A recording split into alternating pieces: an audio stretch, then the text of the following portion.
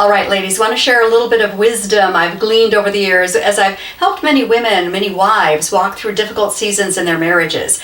And often I've noticed something happening, and so I wanted to pass this on to you so you don't fall into this trap.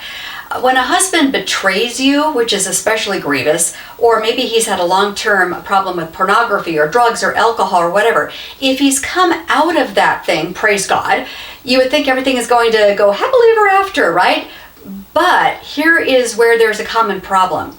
Often after the husband has broke off that relationship with the other woman, or got help for his pornography addiction, or finally been able to kick a drug habit or whatever it is, the woman is hanging on to a lot of resentment because her heart was hurt. And if this is you, if this happened to you, your heart was hurt, rightly so, by that horrible behavior, that sinful pattern that your husband was in, especially if he cheated on you physically with another woman, especially damaging to your heart.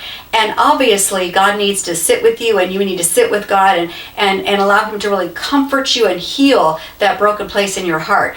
But here is where the danger lies. Because we often get consumed with resentment over what our husband did, we have a hard time letting go of that resentment and that hurt after our husband has repented. And so we keep on bringing up that old offense, that old sin, that old betrayal, that old drug habit, whatever that thing is, and we keep on wanting to talk about it, to verbally process it, and maybe even in fits of disappointment or anger about current things going on, annoyances or disappointments, we fling that old offense out, that old sin out, and we kind of wield it as a weapon. In any of those cases, it doesn't end well. That toxic resentment really does act like a poison in the relationship. I like how the NLT translation puts Hebrews 12:15. Let me read it to you. It says, "Watch out that no poisonous root of bitterness grows up to trouble you, corrupting many." And it is a poisonous root, this bitterness, this resentment thing.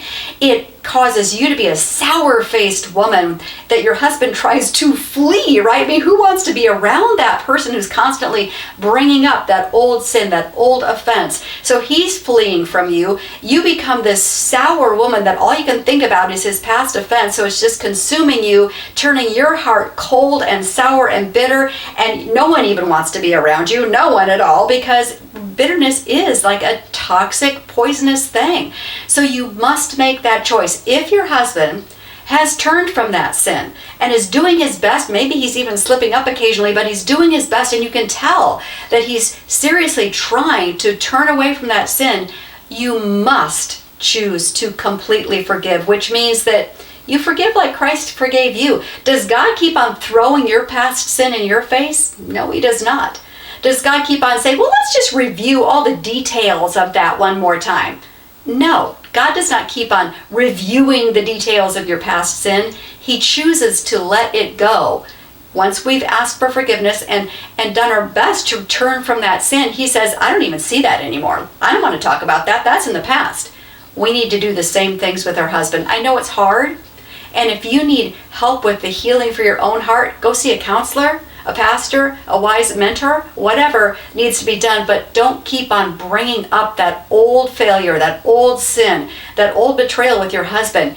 It'll only destroy your marriage.